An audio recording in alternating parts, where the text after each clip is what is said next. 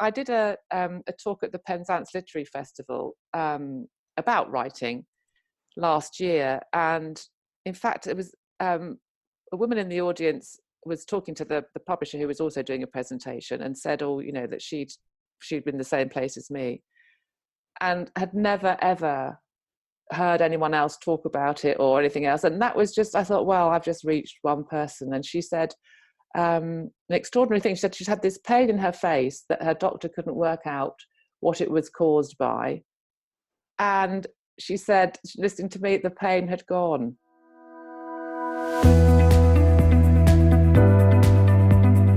Welcome to episode 3 of the Full Stop podcast with Michael Hughes from Married and Childless, Sarah Lawrence from After the Storm, and me, Berenice Smith from Walk in Our Shoes. In this episode, we're continuing our theme of writing our stories. And we're joined by Lesley Pyne, author of Finding Joy Beyond Childlessness, who has an exciting competition for all of our listeners. But first, please welcome Tessa Broad, author of Dear You, who chatted to Sarah and Michael about her book and her writing process. So, hello everyone. Welcome to the Full Stop podcast, and today we're talking to Tessa Broad, who author of Dear You. It's a memoir stroke letter, isn't it, to your children, or as your family, basically. And we're going to talk to you today all about your book, how it is to write, and about you, really. So, no prep or anything for this. So, No. So, yeah, welcome to the podcast. Thank you very much. Thank you so much for asking me. I'm always delighted to talk about writing. I mean, I can witter on about writing, for England. So oh, fantastic. Yeah. Well, you might have to rein me in. My husband says he can't get a word in with a hammer and chisel sometimes. So calm. Do tell me to shut up. But I mean, I've always written. And I think sometimes I think, I have this need to write, and people might think that's some sort of fancy prose that I want to, show. But no, it's not that. I just scribe it out. I just write stuff out. And a dear friend of mine said to me, she's sort of got quite into meditation, which I think is a wonderful thing, and I do try and do it, but I tend to fall asleep or, think about my burgeoning to-do list. And she very sweetly said to me, she said, well, Tess, your writing is your meditation. That's what you do. And I sort of thought, God, that is so true, because I sometimes find I keep a daily journal, and I don't necessarily, I try and do that Julia Cameron thing, The Artist's Way, which is a wonderful book about writing. And she suggests doing morning pages, sort of before you've done anything else, you do those. I don't always quite manage that, but I do usually, sometimes I write loads of pages, but I do try and do that. And it's just about just getting your stuff out on your page.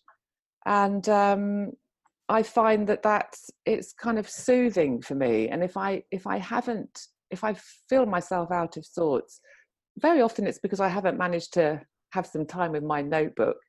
And I have, I buy these looky-likey moleskins from Lidl's. They're not as expensive as moleskins. They look just like them. And I write in those, and I write always with a fountain pen.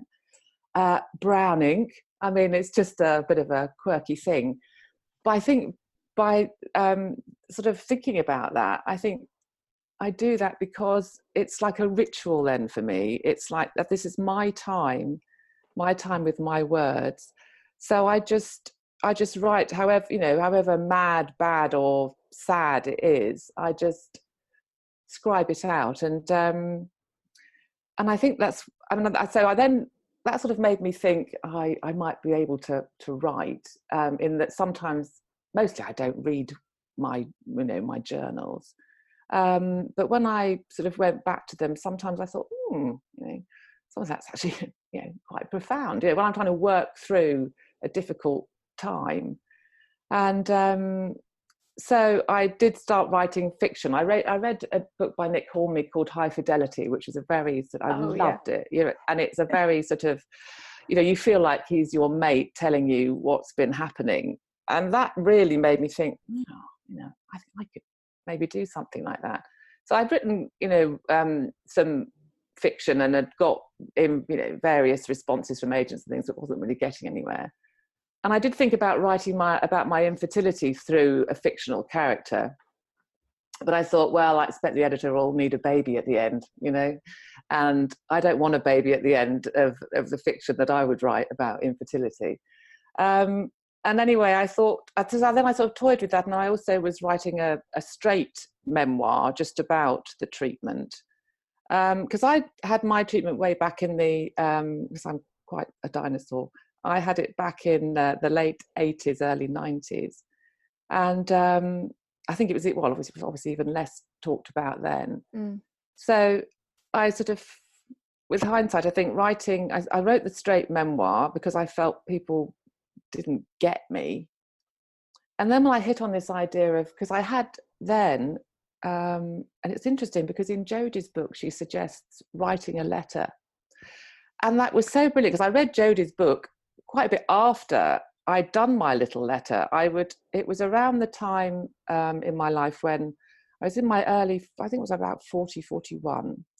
And a friend of mine, not a close friend, but an acquaintance in the village was 40, got married and got pregnant. And it was kind of I had kind of thought, I wouldn't, I had thought I'd put that to one side, and that kind of brought it all back. And I wrote a little letter to my unborn children, the names I'd got for them and everything, this little 2-page beautifully written thing, and I've still got it in a little envelope. And that really felt quite a release for me. I actually wrote the words, mummy on the bottom. And, I thought, well, this is what I would have done. This is what I would have done if I was your mum. Because I always I've got quite a vivid imagination, and I always used to imagine my own kids.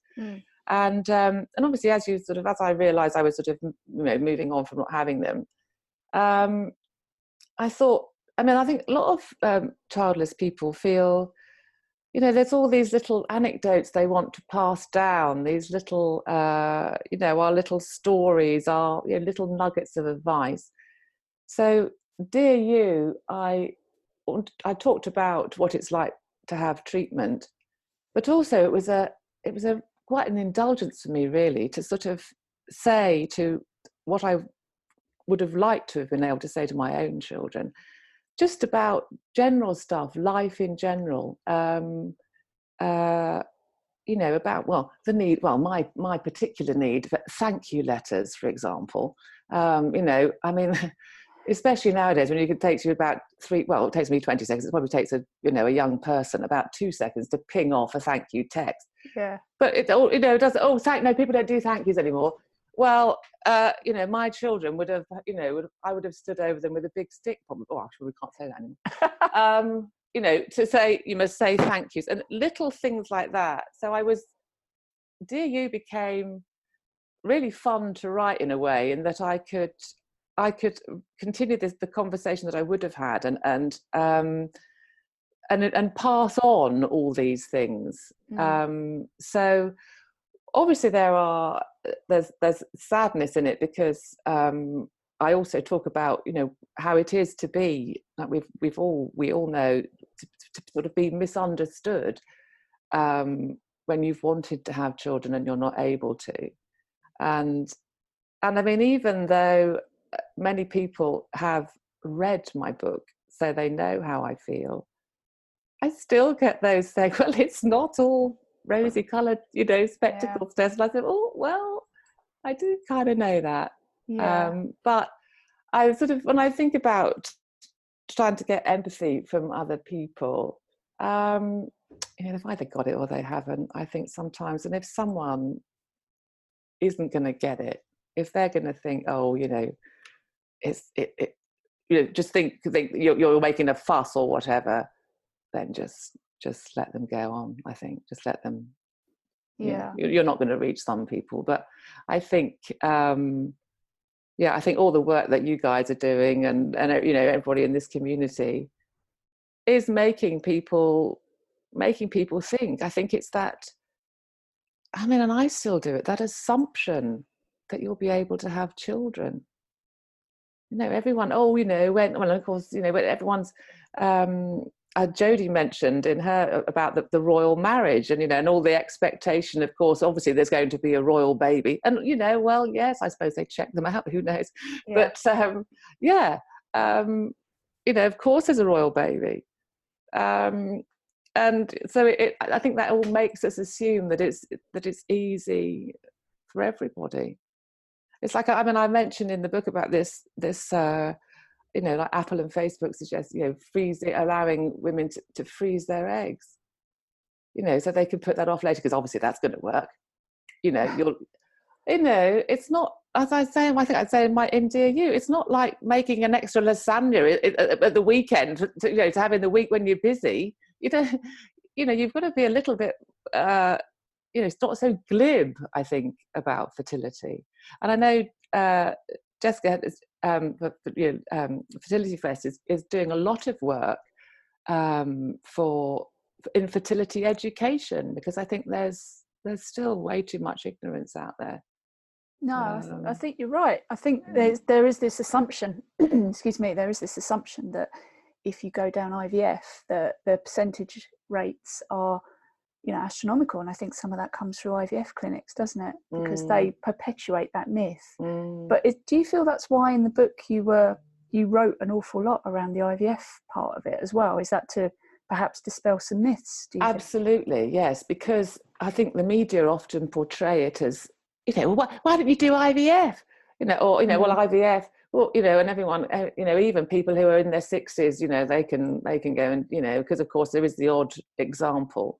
For the vast majority of people, it's a horrendous slog, and it's such a pressure, and I think that also I make the point there's kind of there's no release from it, is there? There's the build up, there's the hopeful fortnight beforehand, and then all this drugs and stuff, and then the disappointment afterwards, and then when you're going to do it again, are you going to wait? Are you going to? It's just relentless for anybody who's anyone. It's a funny thing for me that I have never met anyone else in my life on the road to it. Whether people would come up to me now that I'm kind of more it's kind of known. Maybe it's because it's slightly my generation, I would talk about it less. But I mentioned in the book that even when it was post my marriage breakdown, so I was a bit raw. But a woman mentioned in some art class I was at that she'd had treatment, and I still didn't dive in and say, "Oh yeah, that's me as well."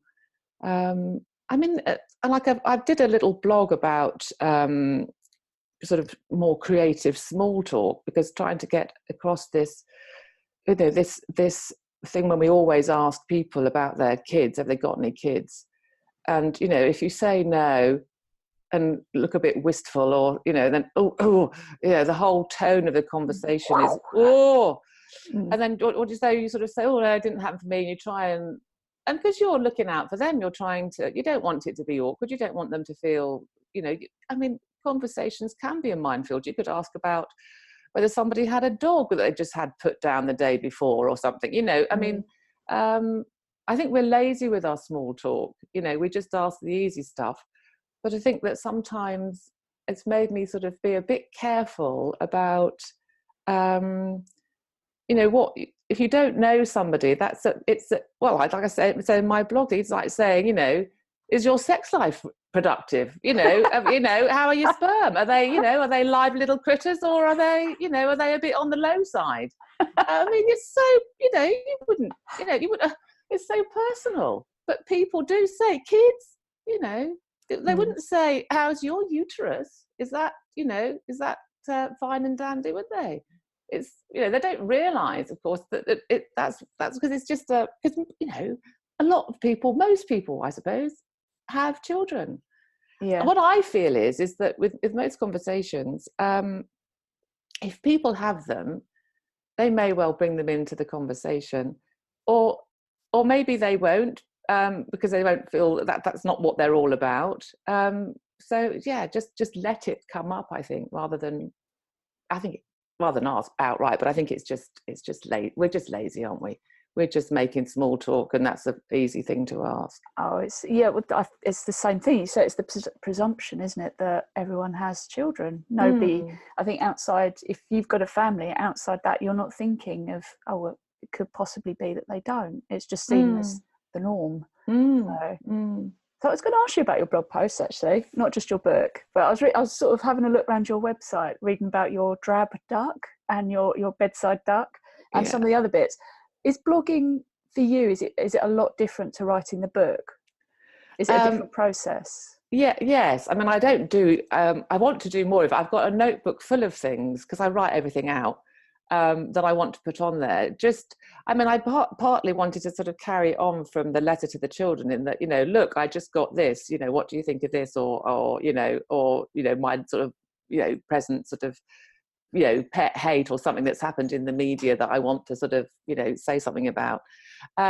It's different. I think I feel it's more casual, and I think what I've learned about it actually is to make it more personal and to make it honest. I mean, I learned an amazing thing from my editor of, the publisher of Red Door Books, Claire Christian.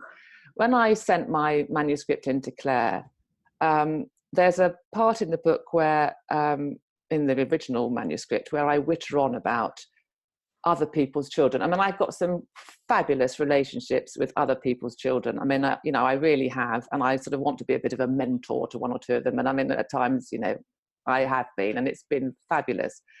And I went on and on and on about that. And Claire said to me, she said, Tess, I don't know, there's something, your voice changes there. I'm not quite sure what it is, and I was, I don't think so.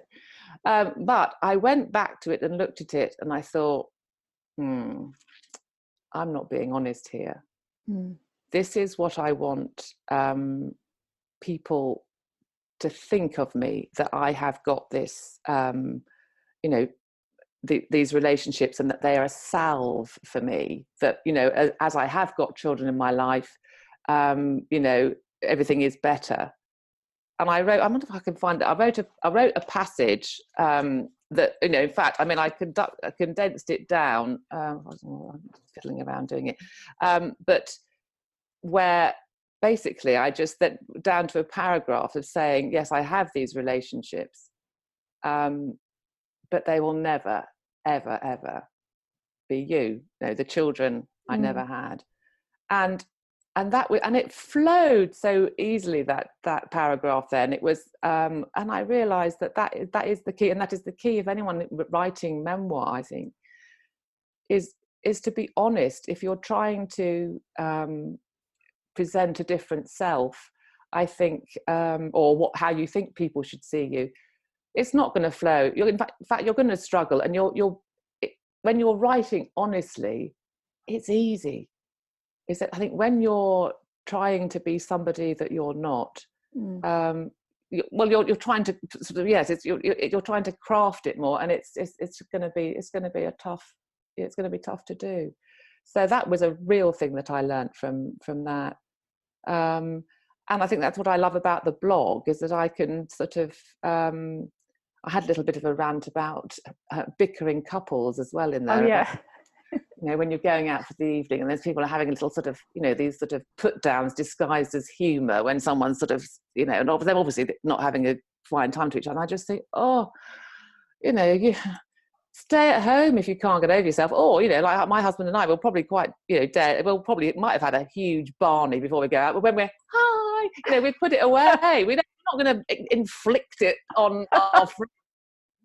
And if we can't get beyond that, then we'll just stay at home. So I mean, things like that. I mean, I probably wrote that just after I had an evening out with a couple who were having a bit of, Yeah. So that's what I love about blogging, is being able to, I think, just write honestly. It's actually been really nice listening to that, because my father has had 8 books published. Wow. unfortunately, he never made it big. So, you know. Well, yes, but we shouldn't measure that, really, should we? Oh, I was just thinking of his son and the inheritance. That's all. Oh, well, yeah, no, I don't Um, see what you mean. Yes, because the royalties are rubbish, aren't they? but so I've always that's always been there for me about you know, write a book, and I've always had ideas, but it's always put me off. Not been a well-educated person, but I totally agree with you when you talk about blogging is so honest, because I find that when I write mine, that's how I write them, and it just works. It just works, you know, and I and like you. I mean, and your personality then comes out, and I think that's what people want to see. They want this lovely thing, like with the work that you do. There's something of, yeah, that's me too. You know, there's nothing better than realizing. I mean, it doesn't really matter how different your backgrounds are, what you are, your age, your shape, your size, your situation, your status. If you've had a similar experience, you just know each other. It's just like it's an instant bond, and it's a great thing. Listening to you talk about your IVF journey, so I don't think Vicky and I were far behind you in terms of when we had it, and I just felt this connection with you right there. You know, you know, just I know what you're talking about. You know, I can vividly, you know, imagine that. Yeah. Yeah, powerful stuff. It's actually shut me down a little bit because I've internalized now, thinking I'm listening to you and I'm going, oh wow, oh yeah. Well, I think there's a part of me that's you know, is Jodie talks about the grieving, that you sort of, you don't really realize that you're doing it. And I think that actually writing Dear You really made me realize, I mean, I sort of knew it was a grief, but I don't think I was ever kind enough to myself about that. And in my life, I've in fact, towards the end of the book, I talk about the fact that I've had my first marriage broke down kind of in the middle of the IVF malarkey. And so that was sort of another grieving situation, which isn't properly recognized with a funeral and a goodbye. But basically, the man I loved was no longer in my home and with me. So I'd lost somebody. So there's a grieving going on there. With my late father, he had dementia, so I was losing him in increments. And again, a grief that's, you're grieving when they're still alive. So again, it's a grief that's not sort of properly acknowledged. I think, you know, and I think I've said somewhere else that I don't think it doesn't matter if you do it publicly, or, you know, I think you just need to acknowledge it to yourself that this is what it is. And if you're not getting the appropriate support and everything from everybody else, because, you know, sometimes people just aren't able to do it, give it to yourself. You know, be kind to yourself. And because, you know, people aren't always going to get you and do the right thing. But if you just acknowledge it to yourself, I think, and I think however anyone deals with grief is the right way for them. We've all got different ways of doing it. So I think just trust, really, that you'll find your own way. I mean, for example, I mean, the other day, I mean, I sort of, you know, I'm sort of, you know, right on the fields that I'm, you know, happily landed in the land of acceptance. But just the other day, I drove past a lady and her curly-haired daughter picking blackberries in the, you know, in the hedgerow, and I thought, oh, I'd have done that, you know. And probably if I had my little girl, she might have had my curly hair, and, you know, but it wasn't a sort of a you know, but it was, I think, like with any sort of bereavement, it never goes away. It just, it changes and it's different. And I think that you know, many people sort of expected to get over, was expected to get over stuff so quickly. And it's just you just got to honour, actually, though this is a big thing. I shouldn't be expected to shrug that off and just and obviously it's not you're not great company if you're out all the time bleating and bailing about something that's gone wrong in your life, of course not. But I mean, to yourself, just every now and again, I think, and also pat yourself on the back about how well you're doing. Yes. Definitely. I think that's the beauty of writing, actually, isn't it? Yes. It's sort of, as you say, you can't go out socially and start sort of going on about how hard life is. So totally unacceptable. But, with the writing, I found blogging is a place where it can be as toxic as you like. It can be as without, grammatically incorrect. It can be full of swears. I love your stuff about saying no and things, because I am, I've read that, and I am Mrs. People Pleaser, and trying to, and so. But then, if you are one of those people, then you start saying no. They're like, oh, people are what? So, but then, so again, reading as you've written. I mean, you say grammatically correct or anything, but I mean, I think your writing is brilliant. Thank you. So, but so you're reading someone else's feelings and emotions, and they resonate. So often they do. Yeah, I think that's the beauty of it. It's the shared experience, because it is so lonely. You think you're the only person going through it, don't you? When you're in the midst of the grief and potentially a fertility journey, maybe IVF or something like that, I think it is the loneliness. I feel it's. I mean, I suppose it's a mixture of things. For me, nobody talked about it ever, and I was sort of secretly getting on with it. Now it is more in the open.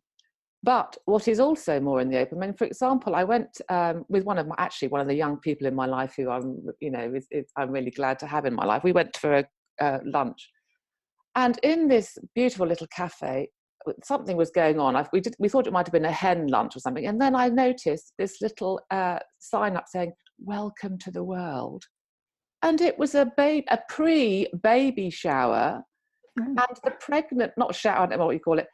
The pregnant woman had a little bow round her tummy, and I glanced over and I said to my friend, I said, oh, and there was one or two women I could see at this thing, and I thought, oh, you don't want to be here.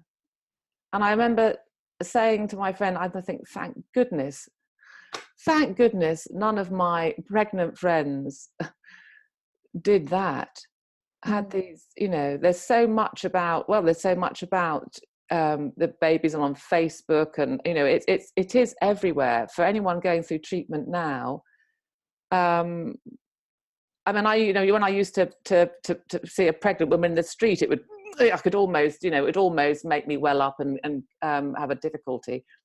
So there's much more of it now. You can't get away from it. But actually, I mean, I had sort of thought before about writing with on a piece of paper with a pen, and get away from, go somewhere quiet and scribe away with no Wi-Fi, no device, no anything, and have your private time with your thoughts, rather than flicking through a load of screens of a world or a way of life that you want, because it's very difficult to get away from it, I would think, for people having treatment now. I'd say so. You've got all sorts now, haven't you? Gender reveal, baby shower, pre-baby shower. Yes, gender reveal. Not to mention all the oh gosh, it's an American thing, I think, isn't it? Yeah, we can blame the Americans. But I think that I suppose that the thing for people who are going through treatment now is to join these groups, isn't it? And or who are who treatment has failed for recently, or they're recently making a decision to stop treatment or whatever. Is to get with your like minds and get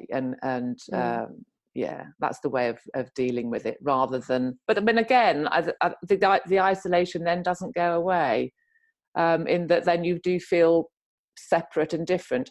And I still do. And I tend to prefer the company of men. And I think that is probably because there's not going to be any, baby talk or anything like that. I mean, I do tend to, if I can see if I'm at a function and sometimes it sort of happens that the women end up one end of the room and the men end up the end. I mean, if I'm stuck with the women, I think, I'll make an excuse, go to the lavatory and then go back and chat to the men, because I find that. Michael, do you find that, men talk about Lesley? Does that make that harder for you then? Oh, I'm probably a bit of a unique case because, as my wife says, you're one of the girls. Well, you see, but I love girly blokes, if you know what I mean. Yeah. Because I work in heavy industry. I've worked with men for the last 26 years, and so for me, I like to be around women because it's different. Yeah.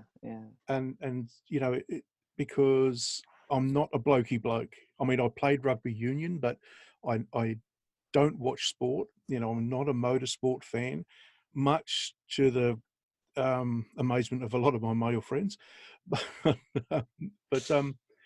yeah, it's so yeah, I might be a bit of a unique case because I don't. I think it's sorry, I interrupted you there, which is kind of what That's I do. all right. That's all right. I finish other people's sentences for them. I try and curb that habit, but I can't stop doing it. Well, I think the thing is that, like with Jodie's work, it's about finding your tribe, isn't it? And I think that now people, because I had my entire community to my book launch, and so they kind of, I don't know. I'm a real reader, so a lot of them might not have even read the book. So I feel that people now get me, but and one or two, I think more people have said to me, close friends and things, that they didn't quite realise how it was for me, and had found the book quite an emotional read. Some of my very close friends, and some of them then start. But bizarrely, the ones thinking that they hadn't done enough and been kind enough were the ones that actually had been kind. And particularly I got a dear friend who was very, like not like some people, I can't cope with babies. At different times I loved being with babies and cuddling babies. I pretend they were mine. And a dear friend would, she would just, I remember her child was only about 3 months old and she had to go off and do some course or other, and she said, would you come over? I said, well, I don't know. I don't know what to do. I don't know what to do with it. She said, Tess, you'll know just as much as me. Just because I've had it doesn't make me. She said, you've got much more common sense than me. And she gave me that. She said, and of course it did cry. The dear boy did cry the entire time that she was away, I think, virtually. But it was her showing that her trust in me to care for her child. It didn't stop my longing or anything, but it gave me some lovely time with her children, which I did enjoy. Whereas others I felt excluded from. And again, I know for some people that they couldn't cope with being near other people's children. So again, it's a very individual thing. Yeah, I totally agree. I did mention before, I think the last episode maybe, that Vicky was 21 years ago was at the birth of best child, and because Selena's mother has always been inclusive of Vicky. She's Auntie Vicky and has been for 21 years. What a lovely thing. But there are other people that you can't get that from. So yeah, like you say, it's very individual. And that hurts, and you can't get when they seem to be, I don't know, they think you're not. I remember a child fell over in a pub once and I scooped this child up and someone went, "Ooh, Tess," but I thought, Really? hurt me so much. I thought, why wouldn't I rescue a kid? Yeah. Like, and obviously I was perceived as the person who didn't like kids or something. Oh, and that's that thing of thinking, the kidnapper. People don't That's just get being human. It's just being Yes, human, isn't it? It's human instinct. You see a child go absolutely. down, even if I it's for me, it is a trigger. I can't be around children. I find it very, very difficult. But if a child goes over, I'm not going to leave it on the floor. I'm going to pick it up, aren't I? say, that's a basic human instinct to care for It's something young. natural. Yeah, That's just wrong, isn't it? You can't sit there and just ignore it. That's just no. But there, wrong. you see, these are, but that sort of, I just sort of, that really hurt. But I thought, that's their problem, isn't it? It's not mine. I think that's part of it. You've got to work out what's your shit and what's theirs, basically. Yeah, you have. And I think that a lot of people's misunderstanding and these glib remarks they make, and I just think, well, you're not a person who has empathy, and so I hope that you don't find yourself in the shit at some point and want someone to understand. I mean, I think that anyone who, in my experience, who's had some shit to deal with in their life, they're usually a more rounded, more positive person very often, in that you've had the bad stuff, so you can you really appreciate the good, and I think it's a shame that for when to find for children to be an area of difficulty, when they are. I mean, I watch those programs that The Secret Life of 5-year-olds and 4-year-olds and all those things that will make people that would have back in the day when I was trying, probably made me feel very, very sad and difficult. Now that much older, seeing these kids and how small children find their way through life, because they have so much to teach us, because they're not prejudiced, they're just, if they fall over, they just get straight back up. And I get huge pleasure from watching those sorts of things. So you might find that you will, hopefully you'll get to that point where kids can be a joy. And I think it's like everything else. It's some days you'll be fine, and other days, for some reason, randomly, you won't be. I mean, that is grief, isn't it? Yeah, totally. I mean, it slaps you in the face completely unexpectedly. But I mean, I coast through Mother's Day with a smile on my face, and whereas before that would have been a very difficult day, as I say. But seeing the little girl picking blackberries could be a moment that's makes you feel a little bit wobbly. But I think that is grief. You have to give into it sometimes. Yeah, I think you're right. Do you think that writing the book was part of you getting through that grief then? I do, absolutely. Yeah. And I don't think I realised it at the time. I think I realised it afterwards. I think it was I felt the need for people to get me and understand me, because it had never been, my childlessness had never been acknowledged. I had never been asked how it felt, or asked if it was a choice, and whether I'm okay with it. No one had ever asked me, so I think I thought, I want people to know, and to know that childless women are still maternal. We're still I mean, we're the same, and childless men, the dads that can't be dads. I mean, they're more forgotten, I think. And I mean, Des, my husband, he is a magnet for children. I mean, he's I think probably quite possibly because he's quite childish himself, and I mean, we used to have we used to be the sort of the joke that Uncle Des would just sort of wind everybody's children up into a frenzy, and then bye, see ya. Go back to my nice, quiet, peaceful home. and I mean, he just embraced that role, and I thought, well, you're just, what a great thing to be. And he said, look, he said to me, Tess, we're just not on this planet to do this parenthood thing. So, but nevertheless, we can have a lot of fun with just with our lives as they are.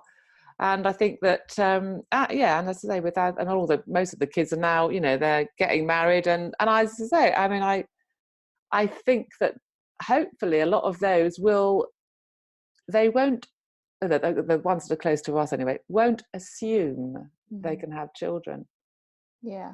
There's a lot of learning they can probably take from you, isn't there? Really, I know. One of the young women who asked, she said, hopefully if they can have kids, it's not a given now. And I think if somebody hasn't appeared with a child after a short while of time, people might think, oh, maybe they are struggling, So do you think that's your legacy then, from this book? Oh goodness me, I have never thought of leaving a legacy, but I think that's I think part of maybe. I mean, part of it is that because I haven't got any children to leave anything behind for. Yes, to dare to do that would be good. Would be great, wouldn't it? To make just if I just sort of sometimes feel if just somebody just a little bit more understanding, just one person. I mean, you say about your father's writing was overpublished. Matt Haig wrote some quote. Oh, here it is. I found it.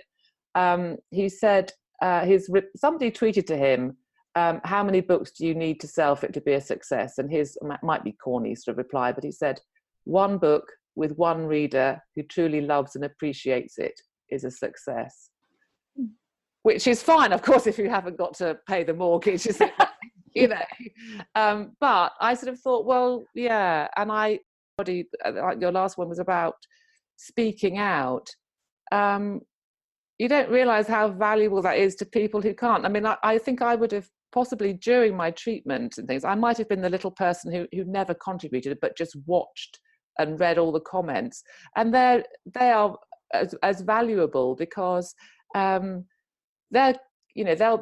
everyone needs to join in and spout off. Not everyone is as verbose as me. They might just want to just watch and read and get comfort from that. It's up to you how you participate, isn't it? But just finding like minds is a huge comfort, isn't it? It really is. It really is. I think that's the perfect place to stop, isn't it? Yeah, well, I've really enjoyed it. It's my first podcast, so I hope I haven't dominated too much. But no, first of many, hopefully. It's been fascinating listening to you, and obviously, it's really lovely to be introduced to you and all the full stop. I think is brilliant. I think it's absolutely brilliant. Oh, thank you. No, I shall look forward to the rest of them. That'll be great. Oh, so thank you so much. Say hello to Berenice as well, because I haven't had a chance to chat to Berenice yet, but we'll have that hopefully in the future. She'll be so jealous. so jealous now. So before we go, what's next for Tessa? Well, I am writing fiction because I've done that before, and I find that I don't want to be just defined by infertility or childlessness. I don't want to do that. So I'm busy writing a novel about a boogie-woogie pianist, because that's what I would have liked to have been, in a band, and she's a teacher, and she gets into, she's actually, I think she's sort of person that she'll say the sorts of things that I would perhaps be too timid to say, or, so I can sort of play God and have this life that I want through writing about another character. So that's what I'm doing now. So awesome. I look forward to it, because I've just ordered your book for Vicky and I to read. I hope you enjoy it. And I hope next time we're in Cornwall, make sure we have you a coffee day. Yeah, do. That would be brilliant. I'd really appreciate that. No, it'd be lovely. I'm astonished you even know where I am. That is brilliant. Well, it's been an absolute pleasure talking to you, Tessa. It has. Thank you so much for asking me. I've really enjoyed it. Oh, it's been a pleasure. Thank you. Thank you. So much for asking me. I've really enjoyed it. I can't wait for Vicky and I to have that coffee with Tessa. Thank you, Tessa. Oh, and by the way, I don't take sugar in mine. I'm sweet enough. Okay, so the gracious Lesley Pyne is up next, and she has a lovely surprise for us, so please stay tuned. Now don't forget our website, www.thefullstoppod.com, where you'll find all the show notes, and you can sign up for the newsletter so you don't miss out on anything. All right, enough of me. And as the great Graham Norton says, let's get on with the show.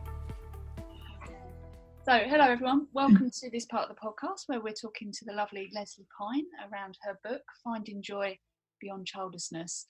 And we're going to be talking around how Lesley's found the writing process, how it is to share stories, and a bit about what it's like to be a year on from publishing a book. So, hello Lesley, how are you doing? Hello, Lesley. Hi, sorry. Thank you for. Well, I'm great, and thank you for asking me to be part of this. I'm really looking forward to talking to you both. No, it's an absolute pleasure to have you on the podcast. I've interviewed you before, and it was fascinating. So it was definitely you were definitely somebody you wanted to talk to again. So yeah, you're going to fire away, Michael? I will, but before I do, I've got a story. I know I've gone down a cul-de-sac already. About a month ago, I get a message from my sister, and she lives in the UK in Surrey, and she's got into, I think it might be Waitrose, and she likes her. She's follows an Eastern religion and sort of ideal, and she's picked up a yoga book, and she's sending me a picture, and it says, "Here, Michael, look at this person. You want more? Do you know them? Oh, I know Lesley. It was Lesley Pyne." Exactly. It was, yes. I've got another article coming out soon, actually, in Yoga Magazine in August. But yeah, they took a whole chapter of my book, which was absolutely fabulous. Yeah. So you gave me some real good kudos there, Lesley. From my sister's going, "Wow, you know Lesley." So while we're on that, tell us a bit about yourself, and for those that haven't come across your book. Okay, well, as Sarah said, I'm Lesley Pyne, author of Finding Joy Beyond Childlessness. The subtitle of that is Inspiring Stories to Guide You to a Fulfilling Life, because when we'll talk about that, includes my story and a lot of 19 other stories too. We had 6 unsuccessful rounds of IVF, finished, it seems like 100 years ago now, because it is quite a long time. And there was no support for us then, and I boxed up my grief, and basically I've grieved while I'm writing, and while I was writing, and I guess I know we'll come on to that. But yeah, and I blog as well about childlessness and about coming to terms with life and living a happy life. I guess that's yeah. I certainly know where you're coming from there, Lesley. One of the things that Vicky and I both recognise is that you have all these IVF treatments, and then you just cut adrift. And now what? So it's really great that we all are trying to do something about that. Exactly. Yeah. I mean, when it was 17 years now when we finished treatment, and we joined the More to Life, the part of Fertility Network UK, and that was really helpful. And the people that we met there are some of our closest friends now. But there wasn't much else, and now there is an awful lot more support available, and there's lots of books, and that's absolutely fabulous. And it's, as you say, we're all doing our little bit, and what resonates, my work will resonate with somebody, and it might not resonate with someone else, and that's absolutely fine. There's such a wide range. I know you've got 4 authors on here today, so it's great, absolutely great, that the amount of support that's there now. So you mentioned the blog. I mean, we all blog as well, the people on this podcast. How was writing a book different? I mean, it's kind of, how did you find, how did it represent healing to you? And was it different to the blog? It was a lot more of a personal process, I think. I've been collecting stories for few years actually, so I'd always intended to put them together into some form of book or to collate them, and I'd, at the same time, I'd boxed up my grief, and I'd started to explore that through therapy, but there was a lot of things that the stories had in common, and one of those was grieving. There was connecting to your body. There was self-acceptance. There was writing, and I kind of couldn't ask the reader to do anything that I hadn't done myself. So I dug into all those subjects. So it was a lot more personal and a lot of a deeper process than writing. I mean, blogging, you know, what can you say in 1,000 words? You can say quite a lot, but, you know, there's no opportunity to go right deep into things. And the writing process in itself is quite very therapeutic. It's got proven benefits to writing. So, yeah, a lot deeper, I guess, is the short answer to that. But, yeah. So did the book, so what the book, you sort of say you almost had to walk the walk and talk, you know. Yeah, exactly. Basically. So, so were you doing these things before you wrote the book? Or is it just kind of things that sort of you built on as you were sort of writing it and almost self-discovery? Yes, that's right. That's a good word to use, actually. I mean, I was doing something, and I'd had therapy for a short while because I wasn't grieving, and she was helping me to explore. I mean, yoga, as we've already said, it was a big thing to me, and connecting. I do believe that there are a lot of trauma. I mean, there's big trauma and there's small trauma, and I think childlessness, grief is trauma. It is stored in our bodies. So that was fairly new to me, and so I been going through that. Particularly the connecting with my body was huge. Self-acceptance I hadn't really explored, but I mean, I've been writing and writing daily for quite several years, actually. So yeah, so some were new, but most of the things were new that I was doing. Yeah, it's interesting what you say about trauma in the body, because there's a whole sort of load of research going on to that now, isn't there? Trauma holding it in the body and the physical and mental impact of it. So that's quite fascinating. It is, actually, and I think some sort of body work, whether it be running, you know, swimming, something that moves your body, or you know, even a massage or some sort of body therapy is really helpful in working through our grief. But that's not what we're here to talk about, is it? But yes. Go off topic. Why not? So, I mean, the book itself, I've read the book and I loved it. And for me, I think seeing other people's stories made me feel less disconnected, less isolated. How was it for you in sharing other people's stories? Was it important to you not just to do your own? Absolutely. I think there's that, we all think that we're alone, and I wanted to show that we're not. So that was that one thing. And you know, like, you can get through. It's not just me saying you can get through to the other side. Here are 19 other women saying you can get through. And I think the other thing for me was to say that there's not one way. You know, that there is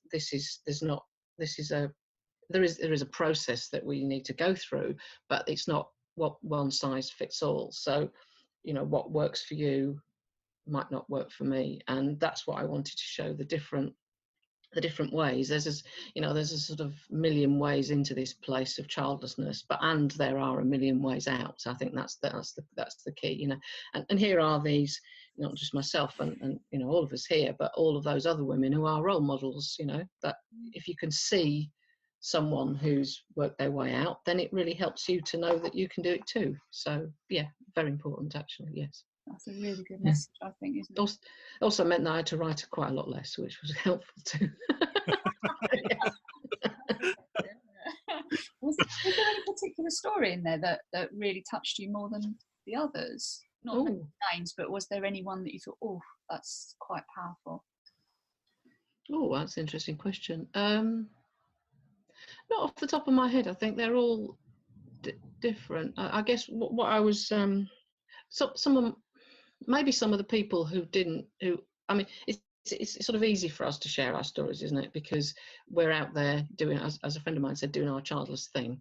It's those people who didn't perhaps put their real name on it, or even the people who did, but you know, sharing them for the first time. A friend of mine, it was the first time she shared her childhood story was on my blog, and she did it with her real name. And I feel honoured that she did that. I had a story yesterday that I published, and again, it was the first time she'd published her story, and she was really it moved her to do that too, and gave her a lot of power, a lot of strength. So I think it's an honour to share the stories. I think I would say that, actually, especially those people who aren't normally open to it. Yeah. No, I totally agree.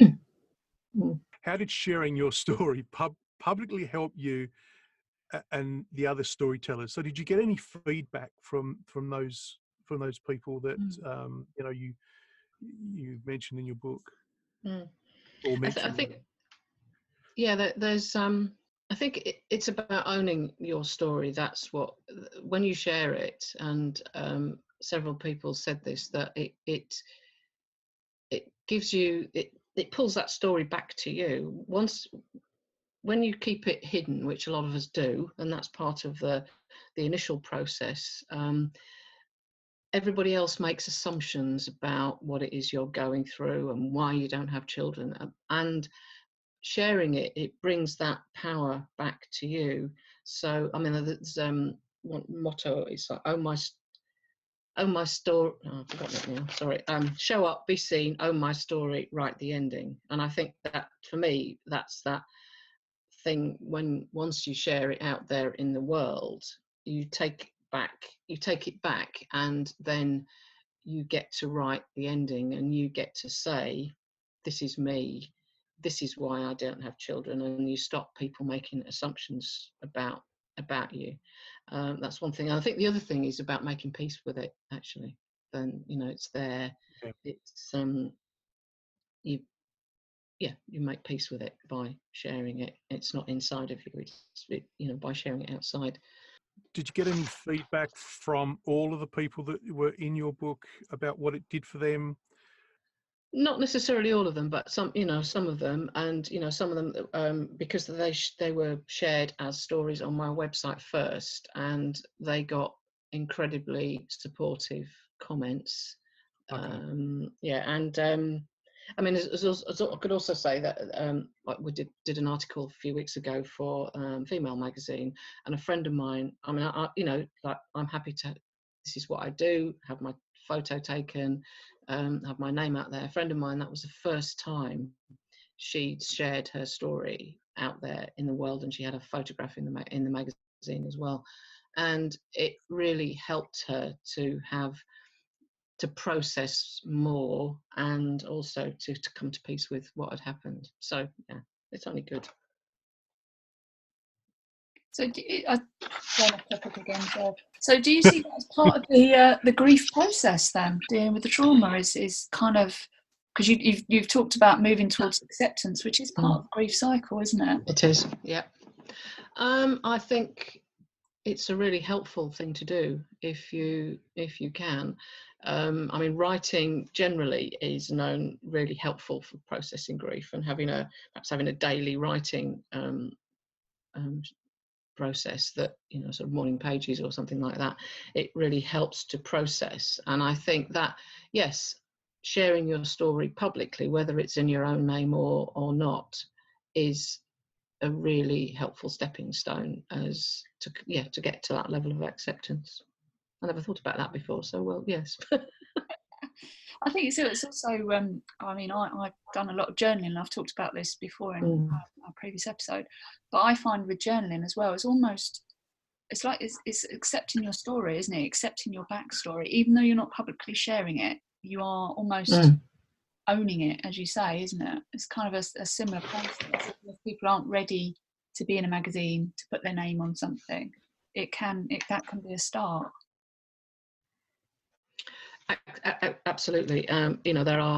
It's proven that there are therapeutic benefits for writing, and it gets all that stuff out of your head. And there's only there's only a certain length of time you can rant, if you like. And I think after a couple of pages, that kind of voice comes back, and you do get, it's like having a therapist on hand, isn't it? Because we know all this stuff inside, and sometimes it's the writing that can help to bring it out. yeah, I think it's writing is really, really helpful. Lesley, how did you have a plan to write this book? So how did you physically sort of say to yourself, right, I'm writing a book, this is what I've got to do it? Well, I'm very much into coloured pens and post-it notes, so I had a big chart with, I planned it out. I had some help to do that, but I planned it out into the different chapters, and that evolved over time, but I had it all on post-it notes on my walls, and I concentrated on a chapter at a time, and it was, for me, I think everyone has their own way to write, and I just had to minimize the distractions, take the internet off and just concentrate on writing, have no music, and just work out what worked best for me, which was sitting quietly in the house and actually not at my normal computer, because I knew that that was the place I could faff about quite easily. So I sat at a different desk with so it was finding out what works for you if you're going to write. I think, there's not one, like stories, not one size fits all, but and I shared chapters at a time with friends and people for feedback, because you don't know whether what you're writing will resonate. And the first time I got the feedback back made me cry, because you sit there and you're typing away and you don't know. Yeah. And to know that it was really helpful. So are you a morning, afternoon, or evening writer? Morning, really, mostly. Yeah, morning's better for me, actually. Although once I get into it, I just keep going. I think that was but not evenings. I switch off for evenings, do other things. But yeah.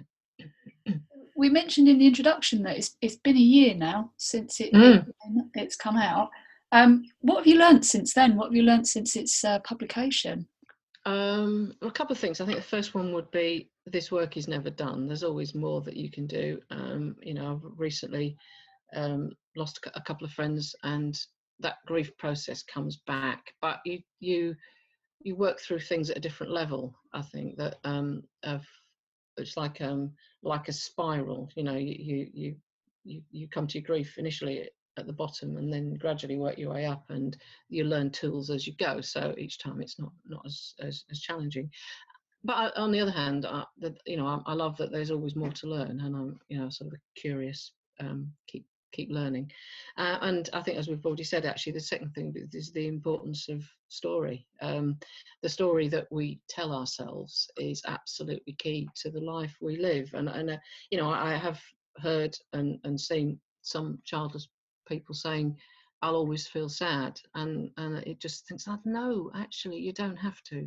And I do get complimented, if that's the right word, on my tough love sometimes on my blogs, but it just thinks, you don't have to be sad. There is work to be done, and you can do it, but you can have that great life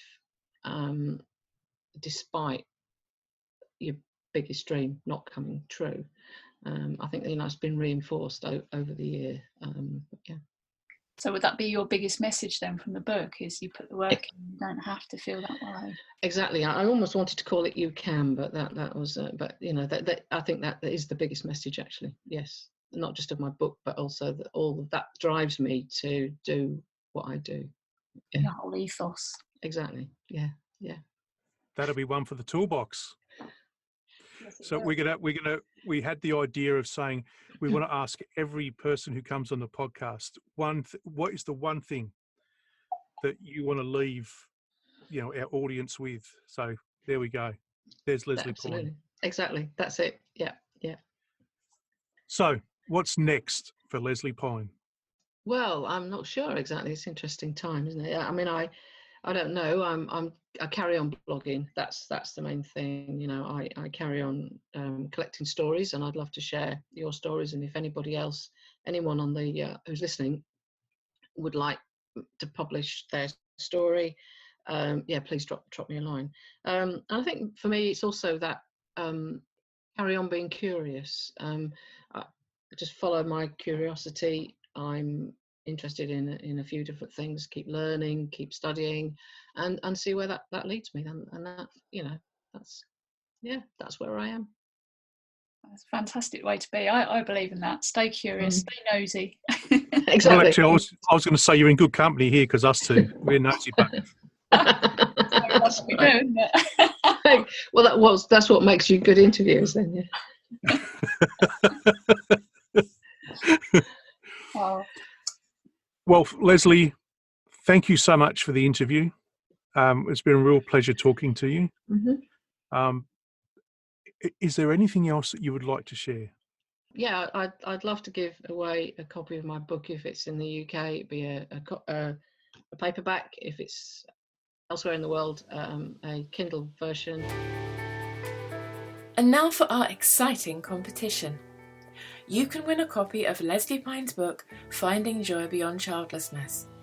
You can read more about this book on Lesley Pyne's website, www.lesliepyne.co.uk. If you're in the UK, we'll send you a printed book. If you're elsewhere in the world, it will be an ebook download. All you need to do to enter is to sign up for our newsletter. Head over to thefullstoppod.com and you'll be entered to win Finding Joy Beyond Childlessness by Lesley Pyne. We will randomly draw the winner on the 31st of July 2019. We'll let you know by email, we'll feature you in our next newsletter, and you'll get a shout out on our next episode. Good luck. Now, we do realise we had a lot of content this month, but we know how important telling your story is for the acceptance process. Now, of course, done in your own way. Now, we'll have all the details for Lorna, Annie, Tessa and Lesley's work in the show notes on their website, so please don't forget to visit there. And of course, we're on all major social platforms, and we would love to hear from you. Now, if you have enjoyed what you've experienced so far, you might consider giving us a 5-star rating. The more ratings we get, the more the podcast is seen, and you are helping us spread the love. Now, don't forget next month, it's all about us guys. The dynamic of Rod Silvers, Dr. Robin Hadley and myself, I think is going to be a fun experience. So we'd love to answer any questions that you're dying to ask about how we as men deal with being childless and our acceptance journey. And as always, it's extremely important for us to let you know you are not alone.